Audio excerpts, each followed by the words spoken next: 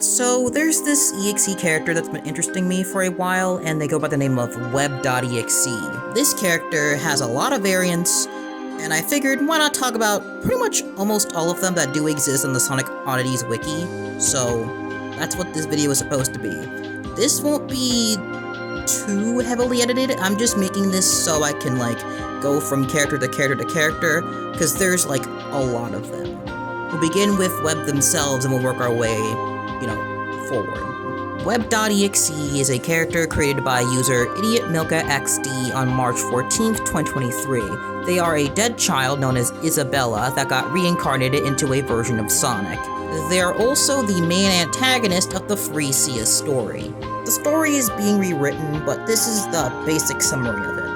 Isabella lived happily with friends and family, until one day in which her father, unnamed and mainly known as M on the wiki, started to act a lot more short-tempered and abrasive. One day her dad would shove her head into a meat grinder and would ultimately regret this decision and mourn her loss. 7 years later, on Isabella's birthday, her father would play her favorite game, Sonic Adventure 2. He quickly found out that his daughter's spirit was in the game, and ultimately dragged him into it under an Eggman vessel and later killed him off via a game of tag. Web enjoyed murdering her father limb from limb as get back for what he did, and goes off to pick some flowers for herself. 7 years later is when the police finally get involved and can't find his body, neither Isabella's, only just her head in the meat grinder. The police wanted to give her the whole house, but she had long since died due to the disappearance of her daughter. Web's friends, however, decided to take some things from her room, like her favorite game and her favorite toys. Despite being warned by police not to touch her stuff, they played the game that has a web in it, and they got really sick. They both die and get reincarnated into the bodies of Tails and Knuckles. Julia attempts to embrace Isabella before getting her face gripped and ripped off. Clair, on the other hand, just laughs maniacally as she just lets Web just rip her to shreds. The epilogue states that Web now lives in the forest, and both characters survive the rips and tears. Also, Julia forgave her because, well, she understands that her dad's a jerk. And that's the original version of the story. Now, it's gonna be rewritten considering the fact that, Web has a new design, or at least a new base form design, which gives her these cute little antlers on the top of her head, and this black glue going around her arms. Oh, and the rotting form now has those antlers as well. I've also interviewed Web's creator as to the changes that are going to be made towards the character. While Web's death is unchanged, they're no longer considered human, but accidentally possessed a newborn along with restarting their own memory. The rotting form exists so that they don't destroy their own body due to the power of their anger. And they also have, their void face removed, as it's kind of more so their truest self. While the character does have a human design, they're not considered a demon. That would go to Clair. After the events of the WEB.EXE story, Clair takes it upon herself to fight back against Web. Not for any self-righteous reasons, it's because her dad is quite literally Satan and gave her the mission to seek out her soul and bring it to hell. One interesting thing about the character would be the Void Children. These are human beings who were killed by her in some way, and got a second chance of life by basically turning into her quote-unquote family of sorts.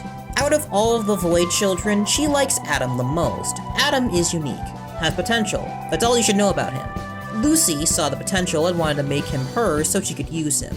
She was tormenting him for months, even took away his mother's life until he hanged himself, and she was able to turn him to a Void Child. Adam is stronger than all of the children and 100 times more smarter. He's also leader of this group and takes care of them often.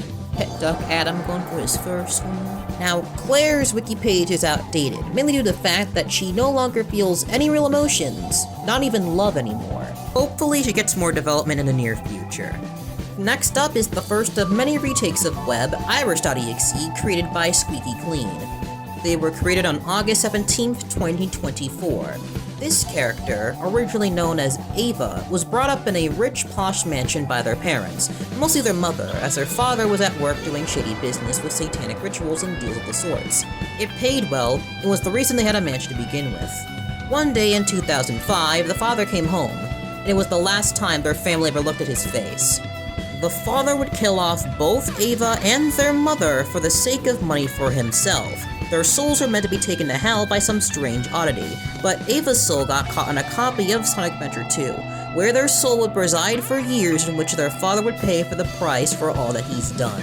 Now, this character and a lot of the smaller stuff is put from the trivia page, such as their face cracking when their emotional state becomes unstable, having PTSD, their blood being black. The gloves, socks, and shoes being inverted is because their arms and feet were being cut off by their dad. The Claire and Julia equivalents being Rose and Jessica, with Jessica just being a woman expecting a child, but Ava dragged their souls in the game, and so now they have maggots inside their Knuckles vessel. So yeah, IRIS.EXE is just WEB.EXE with some 2017 X flair, and you'll love to see it.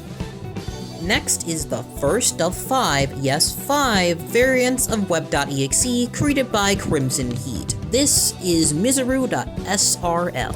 SRL is basically WEB.EXE, but in the notepad, fates are written. There were once a child named Allura who got stranded in the freezing cold, and after succumbing to the elements, they were resurrected as Blaze the Cat in a copy of Sonic.EXE. They believe they're a queen, and their personality reflects this, often being standoffish and keeping to themselves. Their goal is to get revenge on humanity and their mother for leaving them to die. Now, Mizuiro does not really have a story. The closest thing we can pin down is that their mother, Main, is dragged to the game's release and is killed, and then the Silver and Meryphillia victims are her friends and they were also killed. The current design of this character was done by me, and it's supposed to be the character's equivalent of WEB's main form. And this one here is called Queen's Wrath. I tried to give her these cool, awesome Oslick Howler horns on the top of her head because Web has antlers. I tried to give off the whole cryptid vibe.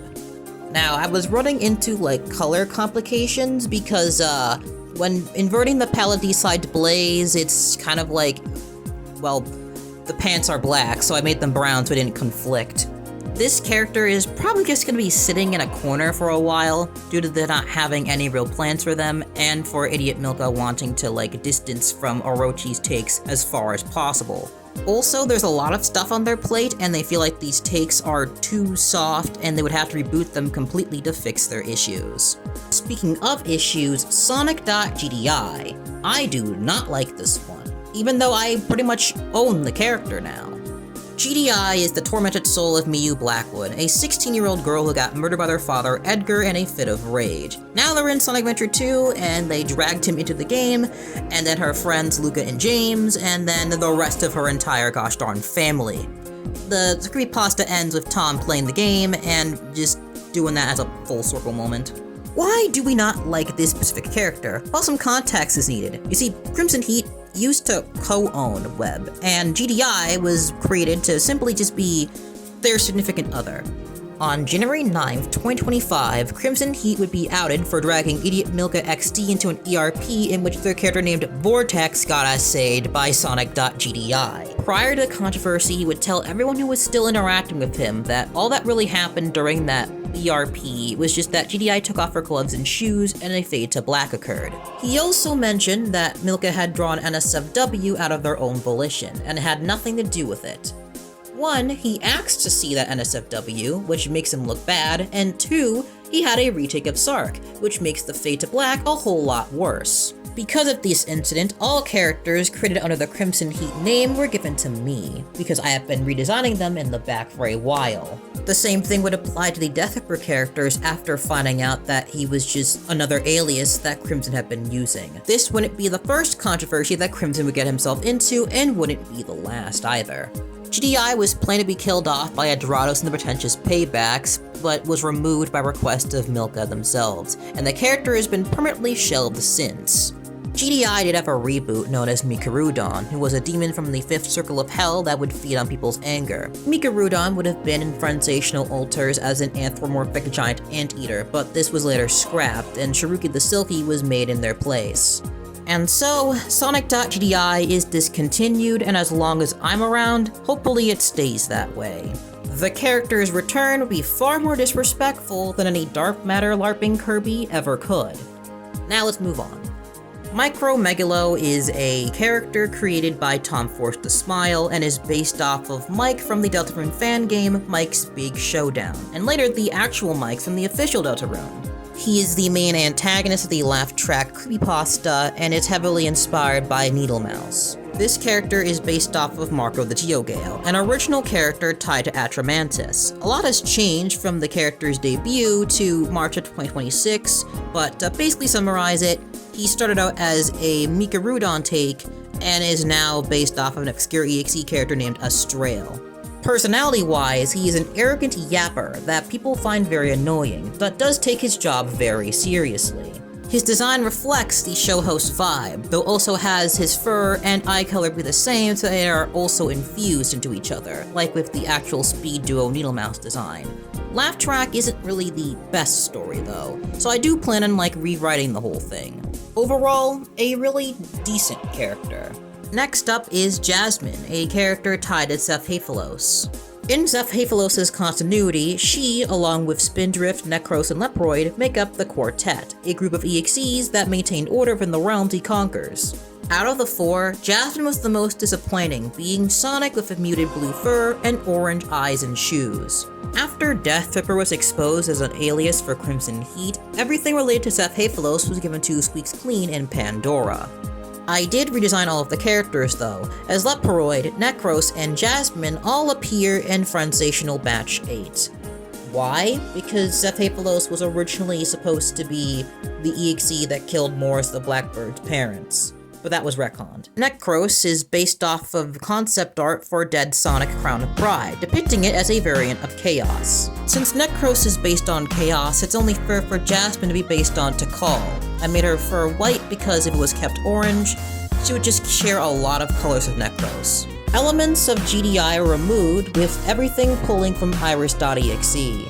Jasmine will also be given a personality, acting very cheery on the outside before revealing her true colors.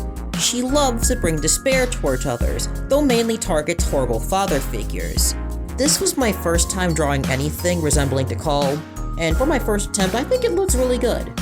Next up we have is Meryphillia the Ghoul, a joke Sonic pasta created by TOMFORCEASMILE. This character is a retake of Ghoul and has aspects of WEB and IRIS.EXE. Meryphillia was killed by her father because she was possessed by a demon, and she manifests in a copy of Sonic Origins Plus. It was originally Sonic Space Jam, which was the game she was in, but it was changed to Origins Plus so we could use the mission mode as a basis for the challenges. Design-wise, she resembles one of those old Sega Sonic plushes, but has Ashura's color palette. Well, except for the gloves and shoes that are inverted to match with every other variant of WEB.EXE. This character is named after a short story within the Throne of Bones, in which a human girl is fascinated by death and becomes a ghoul, an undead species that consumes corpses. Despite her monstrous state, she retains her emotions and gains a growing appreciation for beauty, poetry, and love. I should note that this character used to have older concepts from Mistress G before they were later redesigned, and it's literally in the lore that she ate one of her older vessels. Overall, I feel like Meryphillia right now is a pretty good character, even if she is a corpse-eating demon. So, quick context for this one, I have a Tumblr, and I don't mainly post a whole lot, I just act the same way as I do on Twitter, where I just like and repost things, and that's just it. But I kinda just shadow dropped the 9th Frenzational batch there, and this character is a part of said batch. This batch consists of Lago from the first one and Cage Mushka from the 3rd one, but with new characters such as Kame-X, Siphius, Lin Yang, and Wisconsin Jersey Devil, which is actually his first major public appearance. I'll read what I wrote for him there because I haven't really developed him as a character yet. Wisconsin was created on May 25th, 2026, making him 5 days older than Meryphillia. Wisconsin's an OC made just to take the one bit I liked about MELIODAS.GDI, the feasting on anger thing to get stronger.